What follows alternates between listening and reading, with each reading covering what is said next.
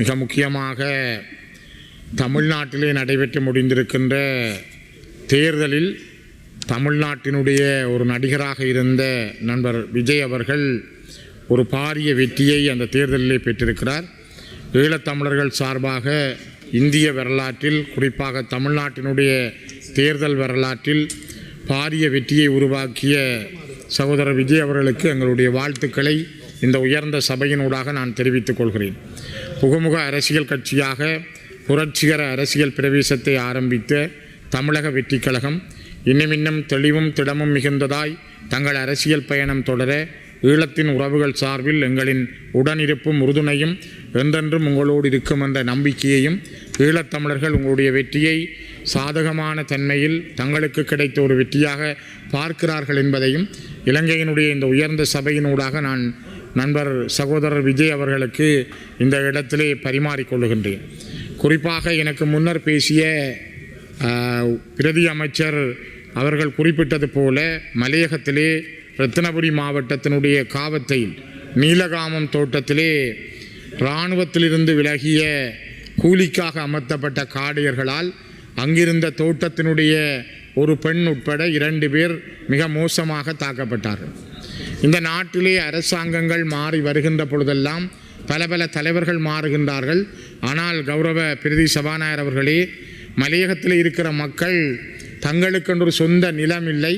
அந்த சொந்த நிலத்திலே ஒரு சின்ன கொட்டிலை போடுவதற்கு கூட அவர்களுக்கு இந்த நாட்டிலே உரிமை இல்லை என்பதைத்தான் இந்த நாட்டினுடைய அந்த நீலகாமம் இடத்திலே நடைபெற்ற தோட்டத்திலே நடைபெற்ற விடயம் என்று சர்வதேச சமூகத்தினுடைய பார்வைக்கு வந்திருக்கிறது.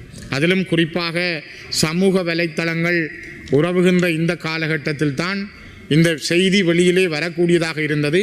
சமூக வலைத்தளங்கள் இல்லை என்றால் நான் நினைக்கிறேன் இதைப்போல 1000 பிரச்சனைகள் கிடங்குகளிலே மலைகளிலே அது தாக்கப்பட்டிருக்கலாம். நாங்கள் உலகத்திலே இன்று மனிதனுடைய முன்னேற்றம் பற்றி பேசுகிறோம், பல மனிதர்களுடைய வளர்ச்சிகள் பற்றி பேசுகிறோம்.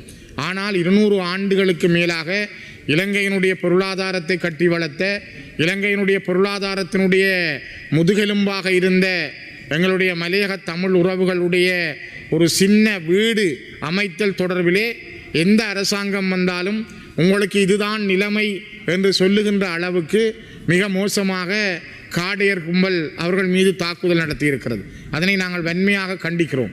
குறிப்பாக அந்த மக்களுக்கு நீதி கிடைத்து, சொந்த நிலம் கிடைத்து, சொந்த வீடு உள்ளவர்களாக மலையகத்திலே வாழுகிற தமிழ் உறவுகள் வாழ்வதற்கான ஒரு வழியை இந்த அரசாங்கமாவது செய்யுமா என்ற எதிர்பார்ப்பை நாங்கள் கொண்டிருக்கிறோம்.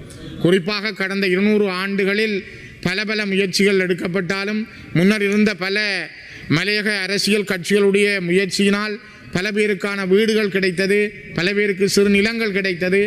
ஆனால் இன்னும் பல தேவைகள் அந்த மக்களுக்கு உண்டு. அந்த தேவைகளிலே மிக பாரிய அளவான தேவை அவர்களுக்கான குந்தி இருப்பதற்கான நிலம்.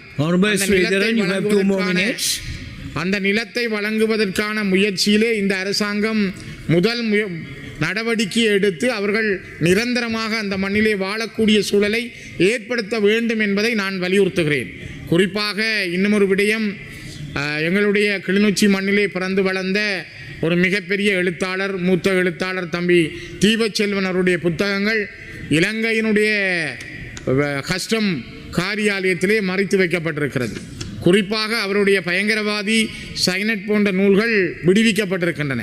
ஆனால் அதே நேரம் எழுத்துக்களின் மூலம் நான் போராடுகிறேன், இன்னும் இங்கு 2 தேசங்கள் உள்ளன என்ற 2 நூல்களுக்காக அவருடைய அந்த நாவல்கள் தடுத்து வைக்கப்பட்டு இப்பொழுதும் அங்கே கஸ்டம்ஸ் ஆஃபீஸில் இருக்கிறது. குறிப்பாக இந்த தேவை ஏன் இந்த அரசாங்கத்துக்கு ஏற்பட்டிருக்கிறது? இந்த நாட்டில் எழுத்துரிமை ஏன் தடுக்கப்பட்டிருக்கிறது? தமிழ் மக்கள் மீது ஒரு வலிந்த யுத்தத்தை நடத்தி அந்த யுத்தத்தை நியாயப்படுத்துவதற்காக கோத்தபாயாவை புகழ்ந்து பாடியவர்களுடைய புத்தகங்கள் எல்லாம் இந்த நாட்டில் தாராளமாக உலா வருகின்றன. அவருக்காக புகழ்ந்து பேசுகின்ற அது தமிழ் எழுத்தாளர்களாக இருக்கலாம், சிங்கள எழுத்தாளர்களாக இருக்கலாம். அரசாங்கத்துக்கு புகழ்ந்து பாடினால், கொலைகளை நியாயப்படுத்தி எழுதினால் அந்த புத்தகங்கள் உலாவுகின்றன. ஆனால் தீபச்செல்வன் போன்ற தமிழர்களுடைய உண்மைகளை வெளியிலே கொண்டு வந்தவருடைய 5 வகையான 320 புத்தக பிரதிகள் இப்பொழுதும் சுங்கப்பிரிவிலே தடுத்து வைக்கப்பட்டுள்ளதென்றால் உங்களுடைய அரசு காலத்திலும் சுதந்திரம், எழுத்து சுதந்திரம், பேச்சு சுதந்திரம் இது இருக்கிறதா என்ற கேள்வி எழுகிறது. கௌரவ பிரதி சபாநாயகர் அவர்களே, ஒருமுறை திரும்பி பாருங்கள். நீங்கள் பழைய அரசாங்கங்களை பேசுகிறோம், பழைய அரசாங்கங்கள் மீது நீங்கள் குற்றம் சொல்லுகிறீர்கள். பழைய அரசாங்கம் நியாயமாக நடக்கவில்லை, ஜனநாயகம் பேணப்படவில்லை, சுதந்திரம் வழங்கப்படவில்லை என்றெல்லாம் சொல்லுகிறோம். ஆனால் இதே அரசாங்கமும் இதே பாணியை இப்பொழுது மேற்கொள்கிறது என்பது தீபச்செல்வனுடைய தெளிவாக தெரிகிறது. எனக்கு ஒரு நிமிஷம் தாருங்கள். எனக்கு முதல் 8 நிமிஷம் ஒதுக்கப்பட்டிருந்தது, நீங்கள் 6 நிமிஷம் என்று சொல்வது பிழையானது. ஆகவே நான் நினைக்கிறேன், இந்த கலாச்சார அமைச்சினுடைய இலக்கிய குழுவும் பாதுகாப்பு அமைச்சும் வழங்கிய பரிந்துரையின் அடிப்படையில் விடுவிக்கப்பட மாட்டாது என்ற ஒரு தோரணையிலே சுங்கப்பிரிவினால் இந்த புத்தகங்கள் தடுக்கப்பட்டிருக்கிறது. எழுத்து சுதந்திரம், இவரின் எழுத்துக்கள் வெளியான தேசிய சர்வதேசிய ஊடகங்களின் கண்ணியத்தையும் கூட இது பாதித்திருக்கிறது. ஆகவே நான் நினைக்கிறேன், இந்த நாட்டிலே மலையகத்திலே காவத்தையில் நடைபெற்றிருக்கிற நீலகாமம் தோட்டத்திலே நடந்த மிக மோசமான வன்முறையும், இப்பொழுதும் இந்த நாட்டிலே இன ரீதியான வன்முறையும் இன ரீதியான பாகுபாடும் நல்லிணக்கமற்ற தன்மையும் மேலோங்கித்தான் இருக்கிறது என்பதற்கு இவையெல்லாம் நல்ல உதாரணங்கள். ஒரு தைட்டி விகாரையை அகற்ற முடியாது, அதற்கு பெயர் குறித்து தனியாருடைய தமிழர் காணியிலே வலுக்கட்டாயமாக அமைத்து வைத்துக்கொண்டு அவருடைய நிலங்களை வழங்க விடாமல் தடுத்திருக்கிற அரசாங்கம், நீலகாமம் தோட்டத்திலே சொந்தமாக ஒரு கொட்டில் போட்டு தான் படுப்பதற்கு உறங்குவதற்கு அனுமதிக்காத அரசாங்கம், ஒரு தீபச்செல்வனுடைய புத்தகத்தை வெளியிடுவதற்கு கூட அனுமதிக்காத அரசாங்கம், நீங்கள் என்ன ஜனநாயகத்தை வெளியிலே சொல்ல போகிறீர்கள்? நீங்கள் எந்த வகையான ஒரு உணர்வுகளை வெளிப்படுத்த போகிறீர்கள்? உங்களுடைய காலமும் கடந்த அரசாங்கங்களுடைய காலம் போல் வன்முறையும் துப்பாக்கி கலாச்சாரங்களும் அல்லது இனங்களை மதிக்க தெரியாத சகிப்புத்தன்மையற்ற ஒரு அரசாங்கத்தான் நீங்கள் இருக்கப் போகிறீர்களா என்பதை தயவு செய்து உணர்ந்து கொள்ளுங்கள், திருந்துங்கள்.